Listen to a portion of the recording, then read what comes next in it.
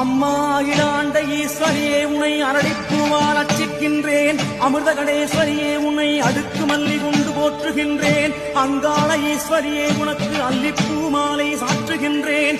ஆரல் வாய்மொழி அம்மையே அதில் நாராய் நான் இருக்கின்றேன். முத்தாலம்மா உன் திருவேணி மணக்க முல்லைப்பூ போடுகின்றேன். தாம் தோன்றி அம்மையே உனக்கு தாமரை பூ சாற்றுகின்றேன். காளிகாம்பா உனக்கு கதம்பம் கட்டி போடுகின்றேன். பக்ரகாளியே அதில் நான் வாடா மல்லிகையாய் வாழுகின்றேன். மகாமாரியே பத்துமலை சித்தனின் தாயே உனக்கு பவள மல்லிகை மஞ்சள் அரளி காவேரி முல்லை மறிக்குழுந்து அத்தனையும் சாற்றுகின்றேன். உன்மனம் புரிந்ததோ அம்மா?